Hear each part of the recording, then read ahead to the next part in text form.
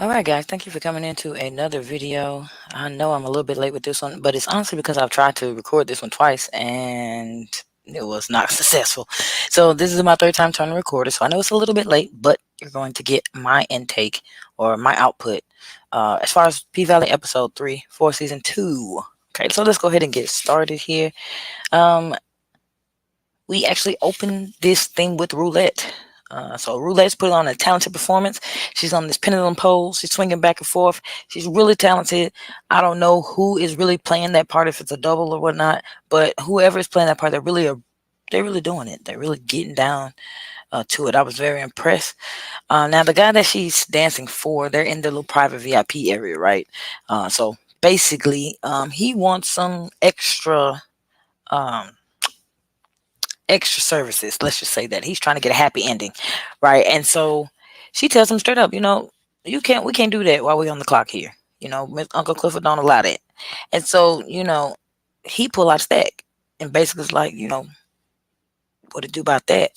And is that enough? And she was like, if you can pull out another stack, then I'm willing to bend the rules for it. So he pulled out another bankroll. Was not a stack, but he pulled out another bankroll. And so basically, she sees the camera. She knows where her camera is. She looked at it, and then she just basically said, "Forget it." And so she goes on and performs the extra services. So yeah, Uncle Clifford gonna find out, because if y'all remember, Big L actually called her a street sweep in that first episode before they did their auditions. So it's funny to actually find out that she actually is a street sweep of some sort. Now, two, we get to Mercedes. So she sees that the new girls have like 10 times more cash than she does at the end of the night, because the truth of the matter is they're coming with the tricks. They're younger, they're more vibrant, they have more energy, and again, they're coming with the tricks. And it's new. People like what's new, and it just is what it is. It's like getting a new puppy or having a new baby. People are always going to be all over it, and it's going to be kind of like out with the old, in with the new. So Roulette, she sees an opportunity to rub this in to Mercedes' face, and so she gets uh, says a little bit something about your bag's half full, not half empty. I'm optimistic. And Mercedes just told her to just mind the business that pays her, right? So you just see the challenging of authority between those two. They kind of are very much so alike in a lot of ways, but in some ways, of course, they're different. So the next scene, we go to Mercedes in her gym, and of course, she met with some businesses. I think it looks like a restaurant or something, and they clearly went out of business and they were moving out. And she has her gym. If you see it, it clearly needs a lot of renovation to it, and it has some old equipment and things. It's just a lot of money on it, and if I'm not mistaken, she's behind too. So with her not making new money, the paint being open, but she's having to compete with these new girls. She's not bringing in the money that she thought she was going to bring in. Now she's having to resort to some old sources, which we go back to season 1, where Coach, one of the characters that was one of her clients at the club, had propositioned her and basically offered her a position as his mistress, paid. So she ends up calling him out and seeing that if that offer was still on the table, and lo behold, it is. So she's trying to keep her dignity and pride about it, and she wants to make sure that the wife is okay and all this other kind of stuff, because she don't want any drama. Okay, so basically,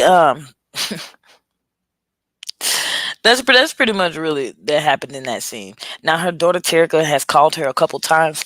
You can see she's kind of out of touch. You can tell that she hasn't had to be in the rhythm of being a parent. So although she does care and want to be there, because she's never really done it or had a chance to really grow into that type of lifestyle, you can see that's kind of still something that is affecting her even now, her relationship with her child Terica. Now Terica shows up at Patrice's church. She drove up. Now that wouldn't be an issue if Terica was old enough to drive, which we learned later on that she's not even old enough to drive. So Patrice, she gets called over to the car and actually does end up helping her out, because she realizes that something is wrong. My grandchild is lying to me, and I don't know what's going on. But she's down here for food, and she's asking for 2 boxes, saying it's for a neighbor. But I clearly see through that, and she actually reminds her of her mother. That's the craziest part. She actually reminds her of Mercedes when she lies. So that kind of also gives you a dynamic of what Patrice and Mercedes relationship was like even before where we are now with the whole stealing of the church money. But there is some type of negative feelings that she has for Mercedes, and who knows, it may be because of her getting pregnant so young, or maybe due to something else, but we don't really know because they didn't really dig into the storyline like or into their history like that. Now, next we got Lil Murda and the gang. They all on this little tour, and they pretty much go into a store. The girl is traumatized, and then the way that it's kind of set up is led to believe that she's traumatized because of the color of their skin, by them being black, and also by them also being looking like they're associated gang members, which they are. Well, two of them were. And things. So for whatever reason, she felt like she was in danger. So here comes Keyshawn popping out the bathroom, and that literally is what saved them from basically getting the police called on them just literally for nothing.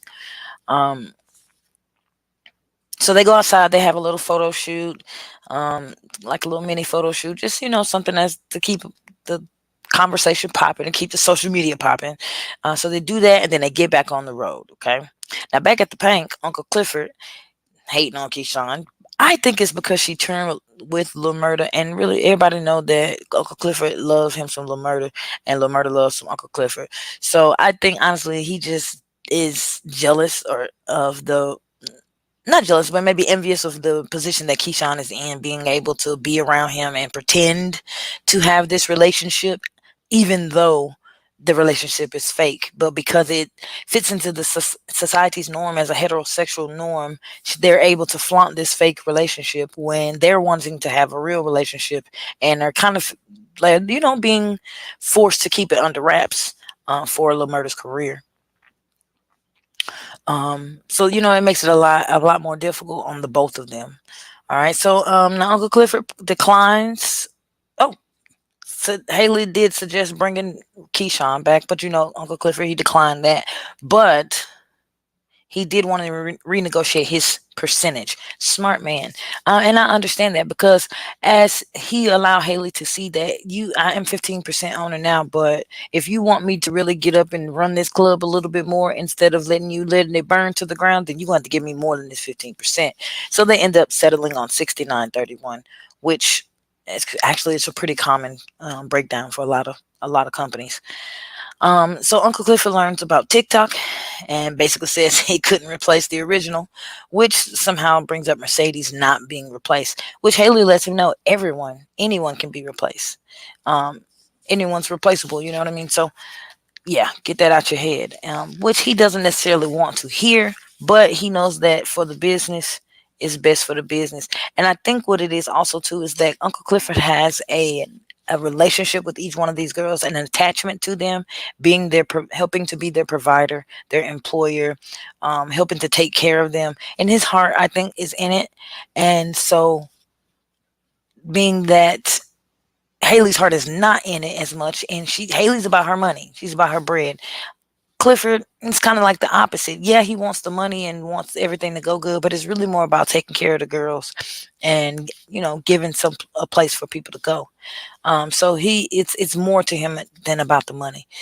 So anyway, she decides that Roulette and Whisper is going to headline until Mercedes gets back in shape. Her shoulder's been doing a whole number on her. And then Big Bone ends up being the club DJ, which I thought was actually pretty fascinating. And she actually did a really pretty good job, actually. So down at the Delta Valley, at the pastor's chicken dinner, Patrice out there starting acting up because the intern mayor is there. So as y'all know, Tydale is dead, so the old mayor is dead, and so you have Mayor Kyle here, which is Corbin's brother, who's trying to run for office, and he's trying to come over and ask over to the Delta Valley pastor's chicken dinner to basically ask all the parishioners to ask their congregations to vote for him, which Patrice she called out some really good facts. And normally I don't like Patrice. Still having a hard time about her taking that money, but some of the things that she said out of her mouth were actually true. This money, you're gonna give them your vote, and they're gonna take it, and they're gonna run with that power, and they're not gonna look out for you at the end of it all. So why? Or would you sit up here and vote for somebody who you know is going to screw you over in the end? It doesn't make sense. So it looks like Patrice may be gearing up to put herself on the ballot, but we're going to see. Now, back on tour, we got Keyshawn's manager, who is doing way too much, actually. But at the end of the day, and I say doing too much because like some of the pictures he posted were a little bit risque. And Keyshawn, he knows her situation, so I'm not really understanding why he would cross those lines. But I do understand that business is business, and so therefore, oh well, either deal with the man and not do nothing, or leave him. Um, so I understand that. But it seems like well, at first it kind of seemed like he was trying to break them up, but because I now realize that he overheard Pico and Wody talking in the bar, and with Pico's other friend, and as we know, Pico is in a different gang now. And so basically by him saying something about planning to try to expose Lil Murder, now it has Rome looking at Murder with the side eye, because apparently Rome had no idea about any of these allegations of the Murder being homosexual or bisexual. Okay, so Lil Murder in Mississippi, they go on and perform some more tour nights. We see their clothing gets better. Mississippi has the wigs going on, the makeup is on point. Their performances, they're having a blast. We can tell that they're having a blast. All right, guys, before I get on to the next portion of this, let me actually get this clip out the way, because, got to pay them bills. So let me get this commercial out the way, and then we will be right back with the rest of this video.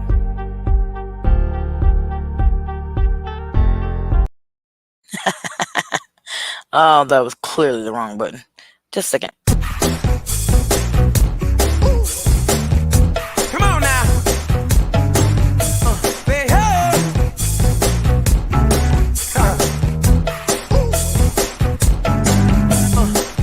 Listen up, y'all, 'cause I've got something to say.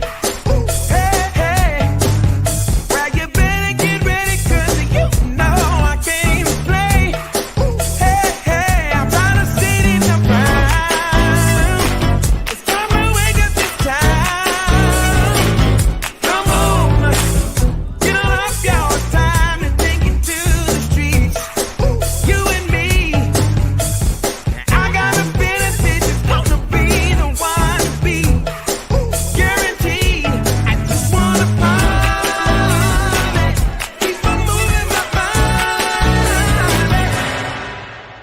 Welcome to Biscord, Smart Business Card.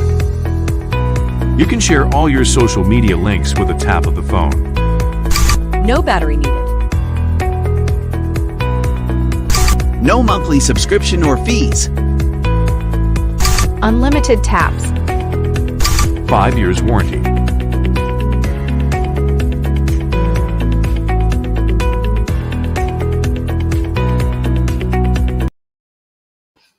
All right, and we are back just that quickly. All right, where are we? All right, so Mercedes is down over at Coach's penthouse, and she over there taking pictures for the gram, making it look like it's so lovely, when in actuality she has high anxiety right now, because she is about to go meet Coach and his wife, which his wife definitely does make a nice little appearance coming down the stairs. And I don't know why she expected this woman to shake her hand. But even I was looking at her like, why would you even stick your hand out there, girl? Like, what'd you expect? A hug and a kiss? Like, that was retarded. So the phone rings, well, actually, after this, she's already talked to Terica, but Shell is drunk. She pretty much just needs her mom at this time. She's fending for herself. She hasn't really said anything, but you can tell that there's something wrong. But again, Mercedes is not picking up on this, because her motherly instincts haven't really kicked in. She's never had to really use them. But anyways, so back on tour, we get over to Big Teak. Big Teak is basically ready to beef over some gang colors, or at least that's what I thought at first, but I had to go back and look at it. So when I looked at it again, I realized that Pico used to be one of the little hustlers, what they call themselves, something hustlers, the green and red people. Um, those people. He was one of those last season. I actually had to go back and look at last season and to realize that. So last season he was one of the something hustlers, and then all of a sudden now he is on the other gang, which is interesting. And so I think they're going to tell us a little bit more as to why he actually switched sides. But they did kind of mention it. They're just pretty much mentioned like a fight or something. But I think that there's more to that story, and I'm hoping that they bring that out. Um, and so, yeah, that's when Rome kind of picked up on the comment that Pico made, basically addressing that Lil Murder, suspicions of Lil Murder being gay, which he did not know. So he's not, now he's like kind of starting to watch Lil Murder and just kind of see how he moves, because he hasn't been able to make anything of it yet. He knows that they're not together, but at the same time, he did not know Lil Murder's tea. So back at the penthouse, Mercedes takes Farrah up for Farrah's coach, kind of demeans her a little bit when it comes to her being a photographer. I guess he felt because it wasn't professional or because it was her for whatever reason that he could talk down on it, and she clearly has accepted that behavior as okay. But Mercedes quickly puts him in his place, and she treats him just like he was being. Um, and she actually compliments her on the pictures.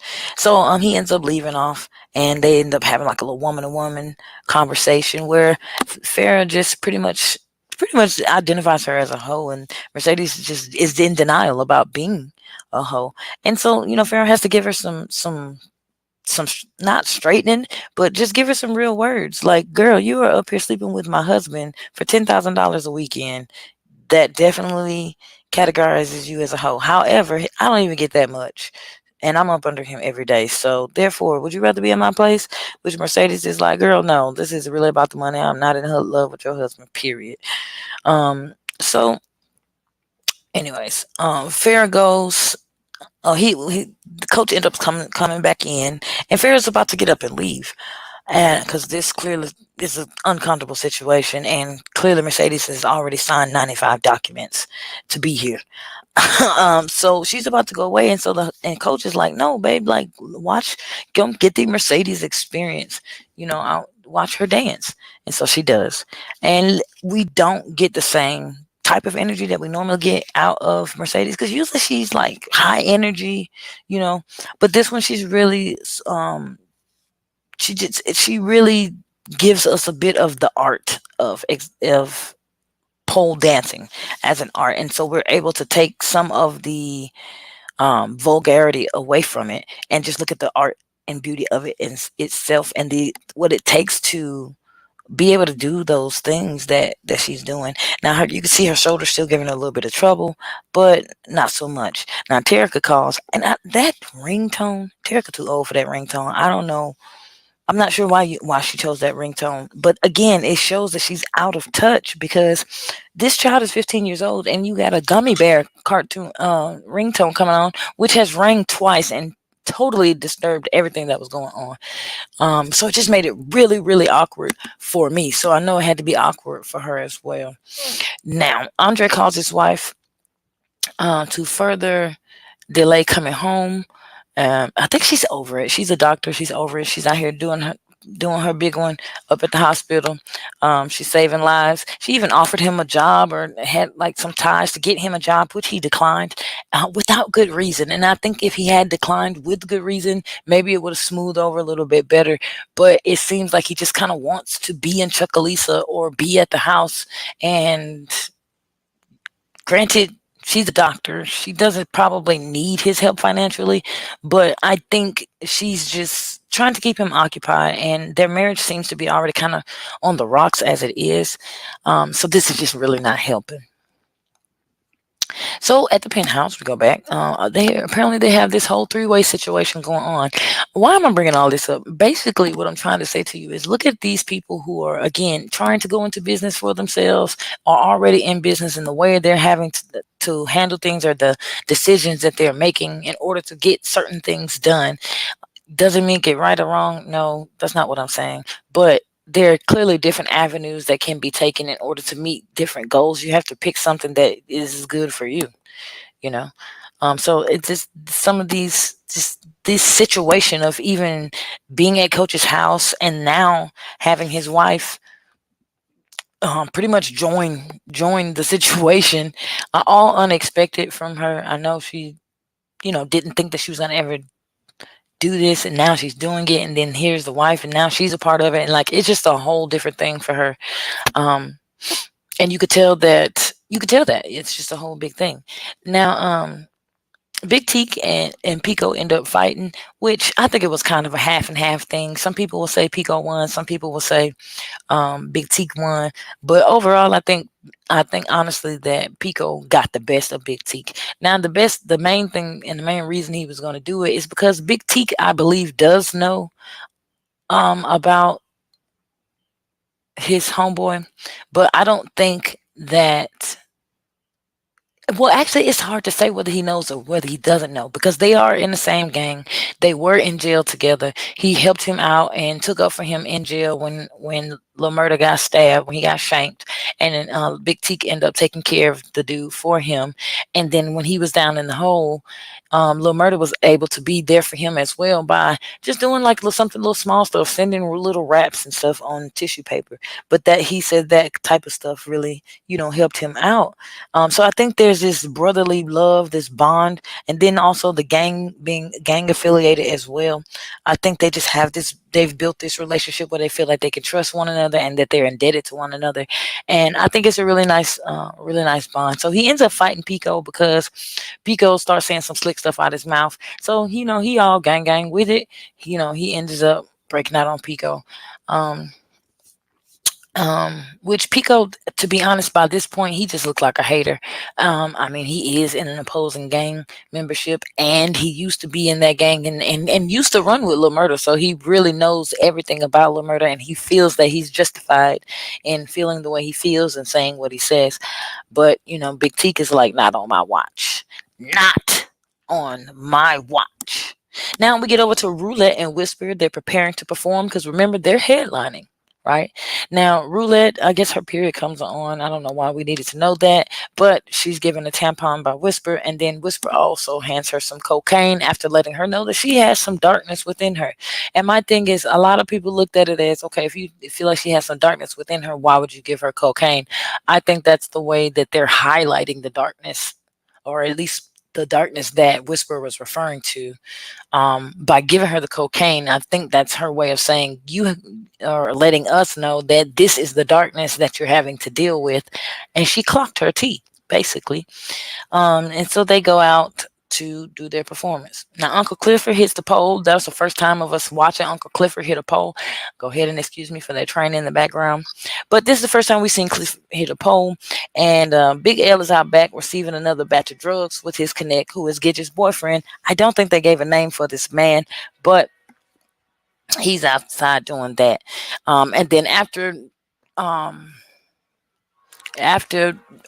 Uncle Clifford does his big one, Gangsta Walking on the Ceiling, then you see Whisper and Roulette come out and they do their number two.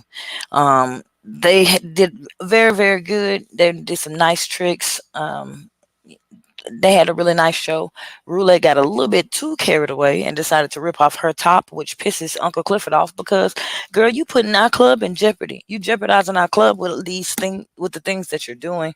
And no, he doesn't know about the fellatio services yet in VIP, but he does see her rip off her top, and that's enough to drive him mad.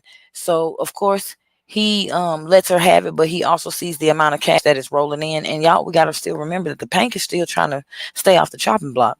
So, yeah, they need to get that as much money as possible. Or, to get everything back to where it need to be. All right. So now we got Shell getting showered off by Mercedes in the tub. I thought that was actually quite hilarious. Um, One, it was unexpected. Yeah, we knew Shell was drunk because the sheriff had called over to Mercedes to let him know that he need to come pick up She needs to come pick up Terica before she had to take her to jail because Terica's driving underage and Shell in the back seat passed out drunk. So Mercedes has to go pick these folks up the um from the sheriff department. Now, I'm still trying to figure out why Shell didn't end up going to jail for having this young underage minor driving while she was passed out drunk in the back seat. But from the sounds of it, baby girl didn't even get a trip to the drunk tank. But she did get to go home and got her a nice little shower. And then this is where we pretty much discovered that Terica basically was raised by her father, being raised by her father and her aunt, I'm assuming.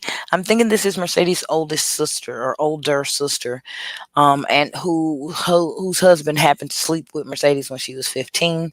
Although Mercedes did lie about her age at the time and say she was 18, I mean, either way it goes, the man was in a relationship. And you can still tell a child from an adult, in my opinion. So therefore, I don't give him no passes on that because at the end of the day, if he really wanted to be with you and be faithful to you, then he would have. And as you said in that very tub, Shell, that you sitting here trying to remain faithful to a person who wouldn't even do the same for you while they were living, and he's dead. And so now she's just letting Mercedes know, like, hey, you ruined my life. You affecting my relationship, my marriage. I've been raising my husband's mistake. And the fact that she still looks at Terica as a mistake after all these years lets you know the amount of resentment that she is carrying along with her. And at this point she's miserable, and that's why you're drinking yourself to death. Because Michelle, you could have left. You could have left that situation, but you didn't. And now you feel even more foolish because even in death, you're still trying to look out for this man who did not look out for you while he was living. Um, and so, yeah, poor baby, she just miserable. That's really all I could say. Now, Terica hears this conversation and she does end up confronting her mother about it to see, to ask whether that information was true, because honestly, it was very hurtful to know that she knew Mercedes was her mother already, but to know that you're the mother or the woman that raised you as somewhat her own, basically can't stand you, and you're having to live in a house that's very, very uncomfortable, and your mother is not in a position to be able to get you, and your grandmother, well, she's just an all around piece of a work. All right, so next going on, we got Roulette. Roulette got the dudes asking other strippers for fellatio services now against the rules. See, again, Roulette gonna get this whole club put up in another situation because she going against the rules. Now the word is spread. I don't know why she didn't think the word was spread. And now the other girls are being propositioned for prostitution. And they're not supposed to have that going on. And now, granted, these girls are not falling for it and they're not doing it because they know Uncle Clifford's rules. But it's just the fact that now they're being propositioned for by other people, and now other people are actually kind of looking for Roulette, unbeknownst to them what her actual stripper name is. So they're just out down here looking for the girl with the DSLs. Okay. So then we got Corbin and Andre. These folks, I'm going to go ahead and tell you, this plot line right here with Corbin and Andre has gotten on my nerves. I don't care for Andre's plot line, and Corbin's plot line don't need to be there. You could take those two characters out, and I promise you I wouldn't be missing a thing. But anyway, they're pretty much trying to make a plan to get the Pink because Haley is not trying to sell. She said, if you don't have them 10 million, run me my money. If you don't have 10 million, I'm not selling. So it is what it is. So Corbin's pretty much like decides to fund Andre's run for mayor against his brother. This man has a lot of things going on. I mean, Corbin is definitely a piece of work. A lot of trauma, a lot of old wounds and scars he still hasn't healed from. He has his father, who was white, who died, and his mother is black. And of course, he was never accepted into the family. He was the bastard child. So he had some type of resentment and daddy issues and family issues from that. His brothers are still not really acknowledging him. And so he's like kind of trying to do his best to make their lives hell, in my opinion. But he also has some other interests as far as trying to get the casino and everything like that through that and get more money. So I mean, all uh, it's not all about his brothers. It also is money included into it too. It's just that they're wanting to basically try to push these small business owners out of their place so that they can then rent and lease the land to the casino owners and basically create some type of residual income. So they're trying to buy Haley off with like $1 million, which that's their second offer because the first offer was 500,000, and Haley was like, "No, 10 million all day."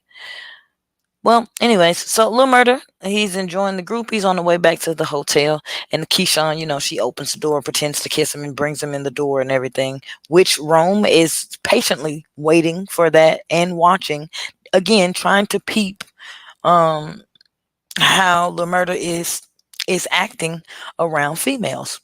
And so he ends up coming in, and I like the dynamic between the two of them. You can tell they're really good friends. They're really comfortable with one another. Keyshawn knows about Lil Murder and Uncle Clifford, so she's not judging him. And of course, he knows about her relationship with her husband, and the domestic abuse and things of that she has to go through too. And so he kind of sympathetic to her. Now they did make mention of, if you've been watching the episodes, you can see they've been playing this game of Killer or something like that little party game where they blink and then the person died within 30 seconds.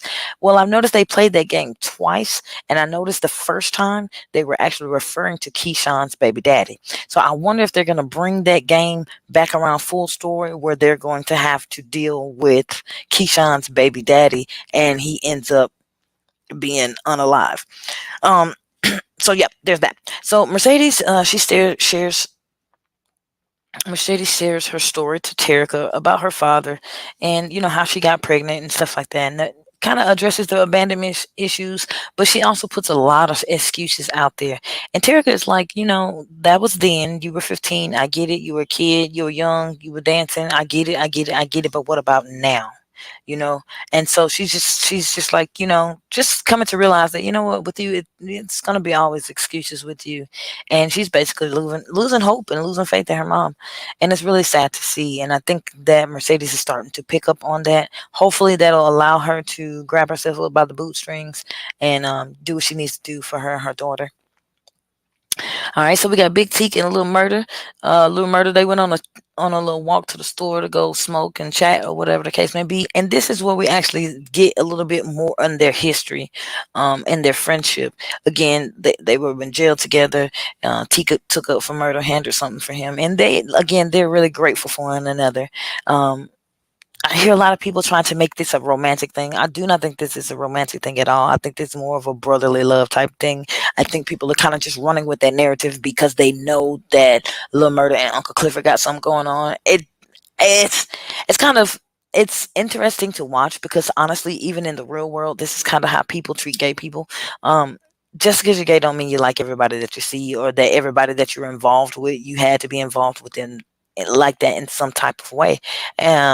So I think that's unfair for everybody that Lil Murder has some type of connection with, that people are trying to match make him up with those people. But what I get from their relationship is a brotherly love. They kind of feel grateful for one another. They've been indebted to one another, and through thick and thin, like a real best friend brother type relationship. Now Patrice down to the church, y'all. Patrice always been good at taking the offering plate up, and she that money maker. You see them in the back; they got the machine going and got the money going down through there. And then the intern Mayor Kyle comes in, deliver the shutdown papers because she's over capacity, and they cannot clearly be 6 foot distance when they're in full capacity. So he lets her know, your people. You want to play with me and you want to make me look bad, then okay, I'll play with you and I'll play with your money, because I know the only reason you down here with this church is to make money in the first place. That's first of all. And so, you know what? You want to play games? Let's play. But Patrice is not backing down. She's not backing down from anybody. And she told him straight up, if I'm dealing with the wrong neighbor, then you dealing with the wrong bitch.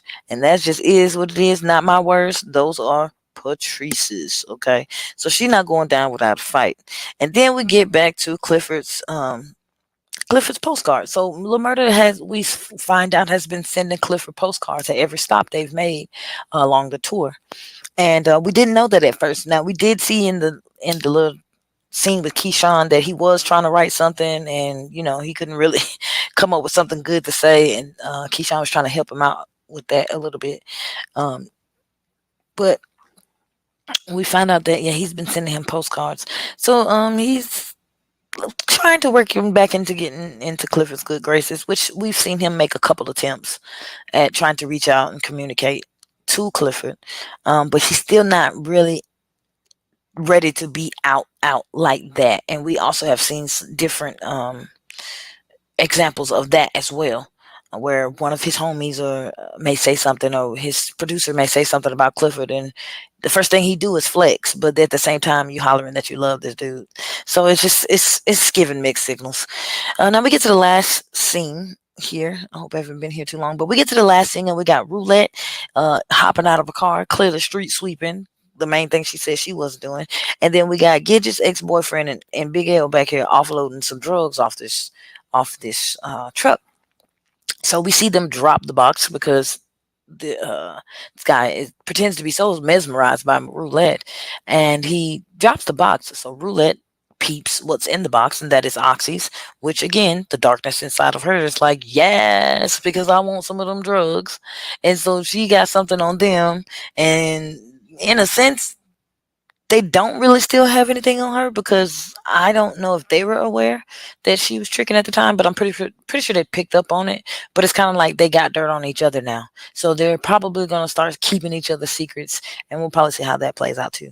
All right, so that is it for this episode, guys. Again, sorry that it's a little bit late, but I had some other things going on, and again, tried to record this like twice, and it didn't happen, so I kept having to push it back. But yeah, that's pretty much everything that happened into it. We see different facets of life, and how people are trying to make ends meet and bring things together. Some of it's kind of weird. Some of it's got people in positions where they never thought they would be. Some of them got people questioning their pride and dignity. So it's just really, kind of fun to see all of it play out. So again, we still see a business running, which is the Pank, which is everybody's associated with. And then we see LaMurda, who's an entrepreneur. We see Keyshawn, who's an entrepreneur, who are out here trying to do their music career and their entertainment careers and make that work. And then we see Roulette, who is doing her own little freelance work, if you will. And how it can affect different rules and regulations. We got Patrice, and see how she's running a church as a business and using that to make her income and get all her fame and glory. We got Mercedes, who is having to swallow her ego and pride and basically sell herself to try to make her ends meet. So it's just a lot going on, guys. It's a whole lot going on in this episode. But I'm here for it, and I'm going to keep tuning in for it as well. So if you like this interview, or not interview, if you like this video, make sure you hit that like button for me.